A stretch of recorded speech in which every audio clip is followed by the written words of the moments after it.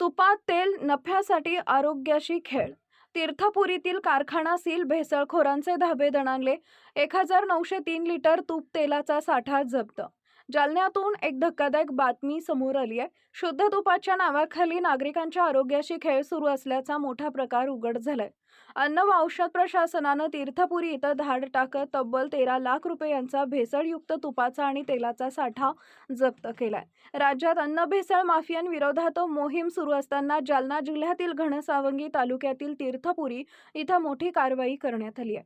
अन्न व औषध प्रशासनाच्या पथकानं मुंदडा इंडस्ट्रीज या आस्थापनेवर छापा टाकला असता तुपामध्ये रिफाइंड सोयाबीन तेल आणि कृत्रिम एसेन्स मिसळून भेसळयुक्त तुपाची निर्मिती सुरू असल्याचं उघड झाले. कारवाई दरम्यान विविध ब्रँडच्या तुपाचे नमुने, खुल्या साठ्यातील तूप, सोयाबीन तेल आणि एसेन्स असे एकूण 8 नमुने तपासणीसाठी जप्त करण्यात आले. याशिवाय 1121 लिटर पॅकबंद तूप, 663 लिटर खुले तूप आणि 118 लिटर सोयाबीन तेल असा एकूण 1903 लिटर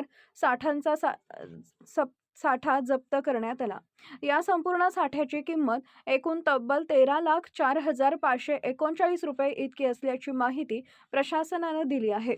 नागरिकांना शुद्ध तुपाच्या नावाखाली भेसळयुक्त पदार्थ विकून त्यांच्या आरोग्याशी खेळ केला जात असल्याचा संशय व्यक्त करण्यात येतोय. संबंधित आस्थापनास पुढील आदेशापर्यंत सील करण्यात आली असून सर्व नमुने प्रयोगशाळेत पाठवण्यात आलेत.